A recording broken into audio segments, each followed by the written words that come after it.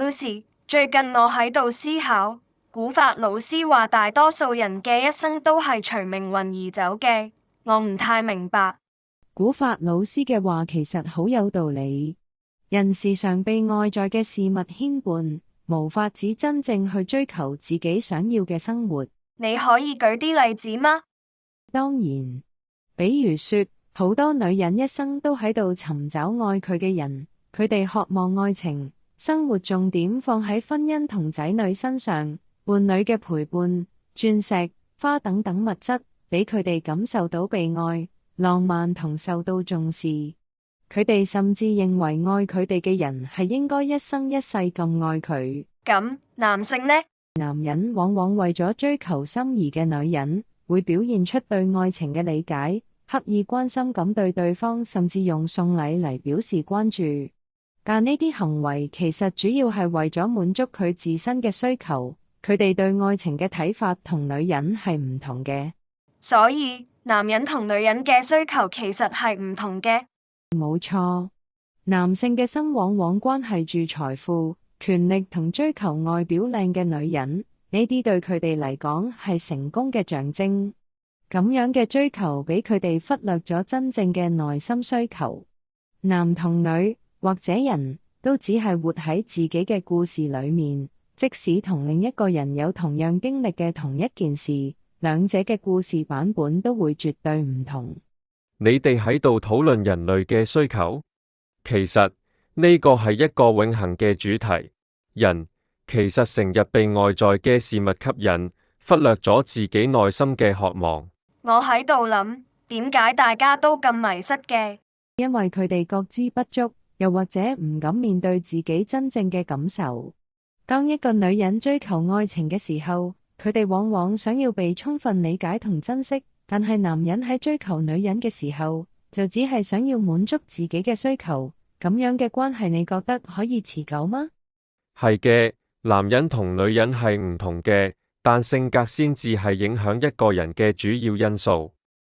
上次我哋做嘅命書，良性命主係月木日主，但佢經常以庚金嘅性格面對世界，可以話係一個雙面人。當佢以庚金嘅性格特質對待其他人時，會顯示得好心急、率真同拜金主義，而佢嘅太歲喺月支，咁就俾佢變得非常高傲，時常有大小姐脾氣，要世界圍住佢轉。佢又係一個固執己見嘅人，咁樣嘅人需要時間去經歷失敗同挫折先至能夠從中學習。係嘅，佢已經離過2次婚。佢本來以為可以喺公司工作到退休，最近經歷咗公司倒閉，依家突然面臨失業。一直愛使錢嘅佢仲未儲夠退休金。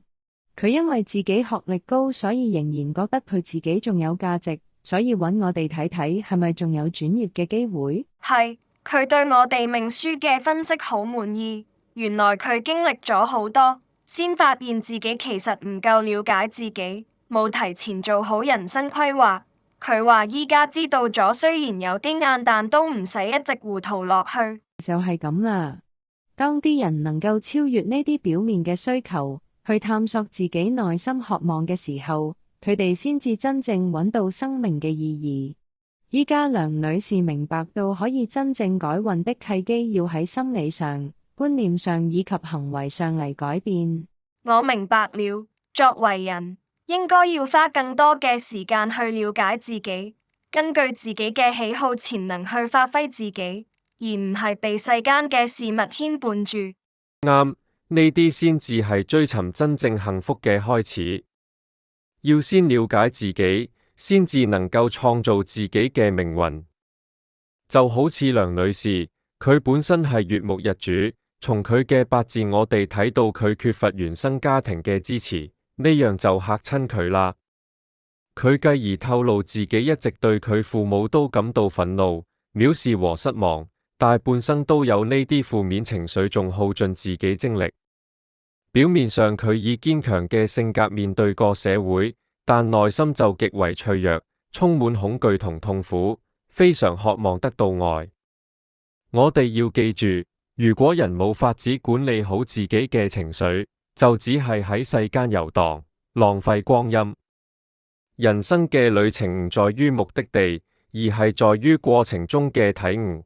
佢依家明白咗，無論父母點樣，都要感恩父母俾佢呢個生命，唔可以喺埋怨同憤怒中度日，而應該積極諗下自己想要點過下半生。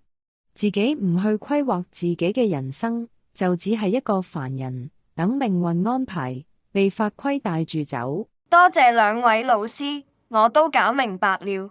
感激各位聽眾聽到呢度，有咩嘢感想記得話我哋知，都歡迎你撳右下角嘅啷啷訂閱本頻道。